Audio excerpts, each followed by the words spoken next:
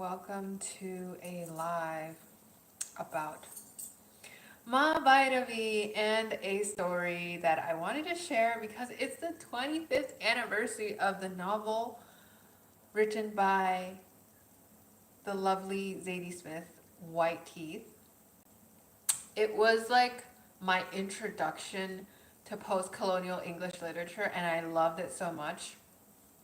She really captured the essence of being like a third culture person, and I really appreciated that novel, and hence we are talking about a story worthy of Maa Bharavi, Om Hrim Bhairavi Klom Hrim Swaha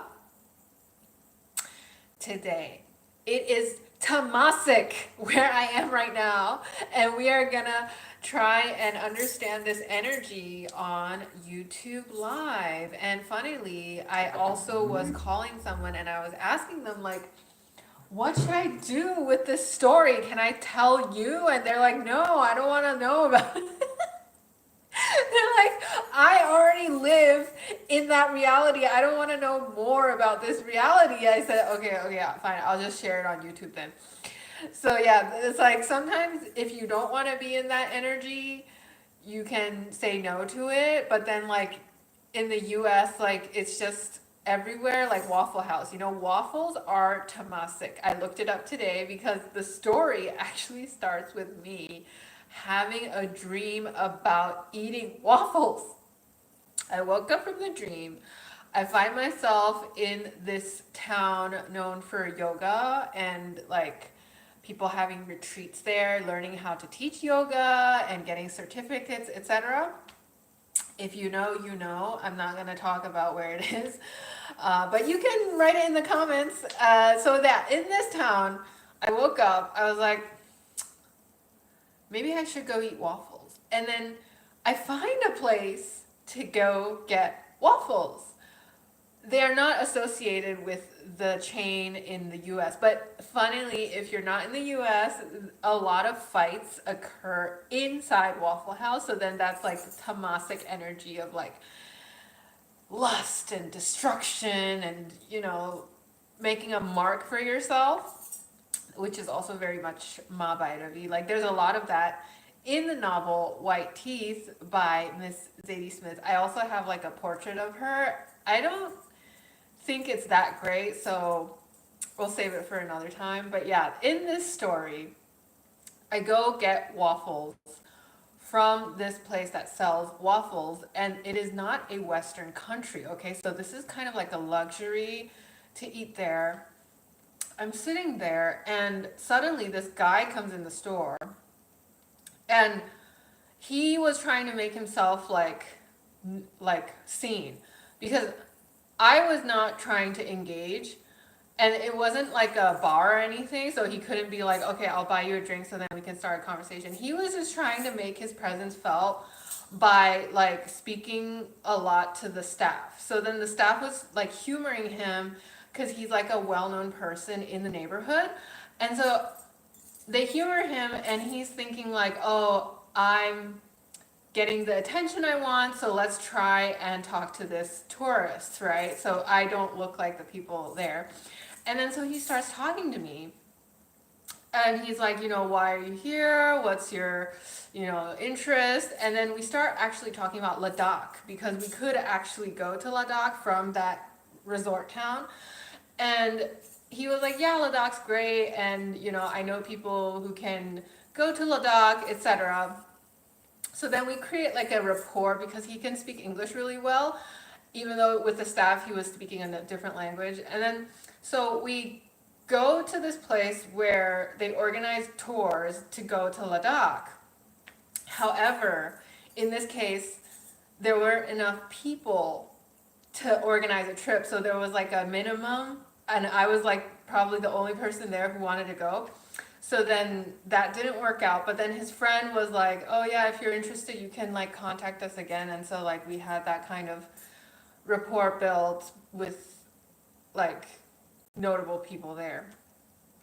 And then so he decided to further extend his hospitality, and we decided to talk about occult knowledge. So we find ourselves in this really posh neighborhood talking about a cult, and he's like, there's the Lal Kitab, the red book, there's like some kind of mysterious thing in the Lal Kitab. I've never actually read it, but like he's like from that kind of family. So then he was also sharing with me about his family traditions, and like he's like, oh yeah, my mom, she knows I'm a loser, but then like she really watches out for me. So then he started talking about like how many times his mom has like his biological mom has saved him from like self-destruction. And I was like internally freaking out because I'm like, you are a mess. Like, why are you even telling me and assuming that I won't use that against you? But yeah, he was like accurate in terms of like judging that I won't use it against him. I'm just sharing this for the other tantrics out there who need like some kind of like affirmation, confirmation that like, sometimes you just lose your way and the only person who can help you is your mom, because your mom has actually been through all that as a like occult practitioner. I actually don't know if she was, but she was supportive of him going on this path. And okay, so the first time he gets majorly effed up is when a Russian tourist asked him to get like together. And I wasn't sure like what baggage she had, but it sounded like she had a lot of baggage. And then he decided, okay, let's try with this woman. So then she's significantly older than him. And he's like, no problem, let's do this. And by the way, he's like able-bodied and like relatively attractive. It's not like he's like a mess like physically. It's just that he can't think for himself sometimes. And then so this girl kind of like takes advantage of that. They go get registered. She changes her like religion to Hindu in the certificate. And then like off she jet sets out of his life. Like, and for him, he was clearly like still like hurt from that experience. And he feels like, oh my gosh, can I even leave this country without getting like Russianed again or whatever? Like drink white Russian. So I had no idea what to react to that story. I just felt like, oh, it happens. It happens, right? And then so the second thing he started talking about was his current relationship at the time. This was 2021. He starts saying, oh my gosh, this current woman I'm seeing is paying for my rent, she's paying for my food bills, she's paying for like our child support, but the only thing is that we're not together. They're not physically together.